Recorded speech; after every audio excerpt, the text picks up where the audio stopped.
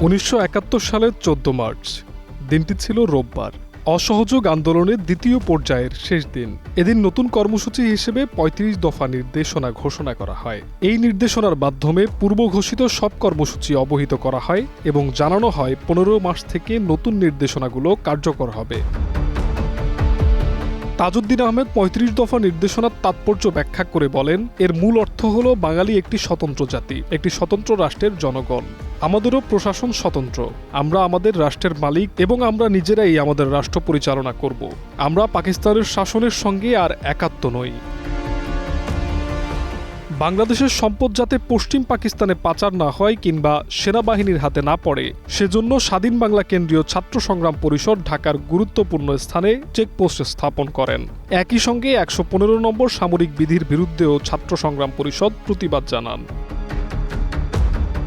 চট্টগ্রামে M A Hannan বন্দর এলাকায় কর্মরত বাঙালি কর্মচারীদের করাচিগামী জাহাজের যাত্রীদের তল্লাশি করার নির্দেশ দেন, যাতে কেউ দেশের সম্পদ পাচার করতে না পারে।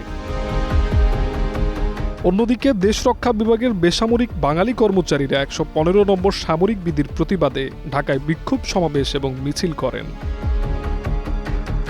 করাচিতে পাকিস্তান পিপলস পার্টির নেতা জুলফিকার আলী ভুট্টো বলেন, সাংবিধানিক সমঝোতার আগে যদি শেখ মুজিবের দাবি অনুযায়ী ক্ষমতা হস্তান্তর করা হয়, তবে পাকিস্তানের দুই অংশের দুই সংখ্যাগরিষ্ঠ দলের কাছেই ক্ষমতা দিতে হবে। এদিন শেখ মুজিবুর রহমানের বাসভবনে ন্যাপ প্রধান খান আব্দুল ওয়ালি খানের সঙ্গে প্রায় ৮৫ মিনিটের বৈঠক অনুষ্ঠিত হয়। এ সময় ঢাকাসহ পূর্ব বাংলায় আন্দোলন ক্রমেই নতুন মাত্রা লাভ করতে থাকে। দেশের বিভিন্ন জেলায় মানুষ স্বাধীনতার শপথ নিতে শুরু করেন এবং স্বাধীনতা অর্জন না হওয়া পর্যন্ত আন্দোলন সংগ্রাম চালিয়ে যাওয়ার প্রত্যয়ে সংগঠিত হতে থাকেন।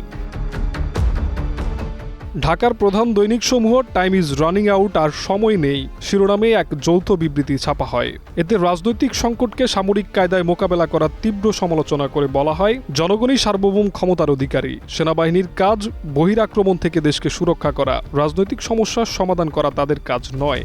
তাই অতি দ্রুত সামরিক শাসন প্রত্যাহার ও রাজনৈতিক সমাধান করতে হবে। জনগণের নির্বাচিত প্রতিনিধির হাতে ক্ষমতা হস্তান্তরই সংকট নিরসনের একমাত্র পথ। ১৪ মার্চ ৩৫ দফা নির্দেশনা ও অসহযোগ আন্দোলনের নতুন রূপ শুধু রাজনৈতিক আঙ্গিকেই সীমাবদ্ধ ছিল না, বরং জনগণের মধ্যে স্বাধীনতার চেতনাকে আরও দৃঢ় করেছিল। ঢাকাসহ পূর্ববঙ্গের প্রতিটি জেলা তখন আন্দোলনের আগুনে জ্বলছিল, যা শেষ পর্যন্ত আমাদের জাতিকে স্বাধীন বাংলাদেশের দিকে নিয়ে যায়। Dream news desk.